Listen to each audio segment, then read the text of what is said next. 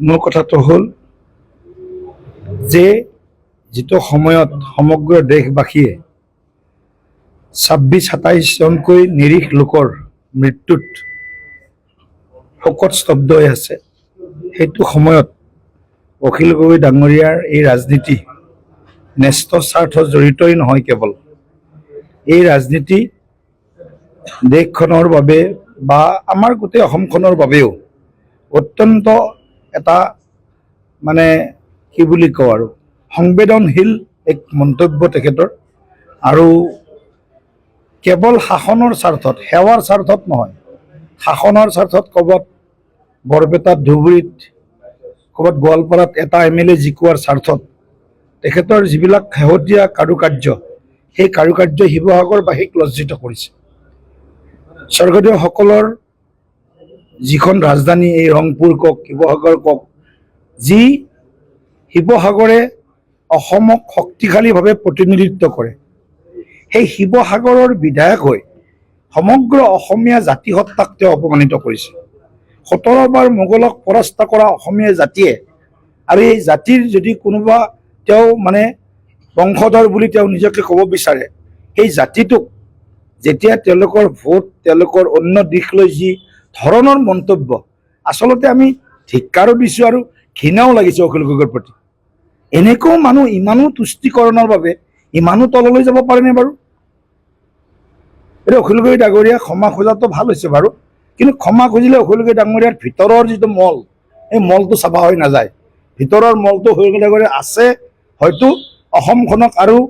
দ্বিখণ্ডিত কৰি বা অসমখনক তেখেতসকলে লগ লাগি এই যিটো সোণাৰ বাংলাৰ কথা চলি আছে বা অন্য এখন পাকিস্তান বনোৱাৰ তেওঁলোকৰ যিবিলাক ষড়যন্ত্ৰ আছে, তাত অখিল গগৈ ডাঙৰীয়াৰ হাতৰ নিচিনা ব্যক্তিৰো হয়তো পাকে প্ৰকাৰে প্ৰত্যক্ষভাৱে নহ'লেও অপ্ৰত্যক্ষভাৱে হয়তো ক'ৰবাত তেওঁলোকৰ মূল কথাটো হ'ল যে যিটো সময়ত সমগ্ৰ দেশবাসীয়ে ২৬-২৭ জনকৈ নিৰীহ লোকৰ মৃত্যুত শোকত স্তব্ধ হৈ আছে,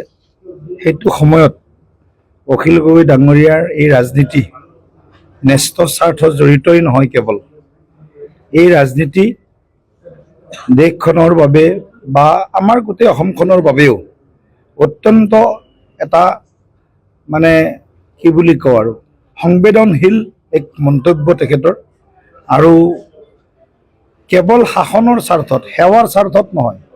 শাসনৰ স্বাৰ্থত ক'ৰবাত বৰপেটাত, ধুবুৰীত, ক'ৰবাত গোৱালপাৰাত এটা MLA জিকোৱাৰ স্বাৰ্থত তেখেতৰ যিবিলাক শেহতীয়া কাৰুকাৰ্য, সেই কাৰুকাৰ্য শিৱসাগৰবাসীক লজ্জিত কৰিছে।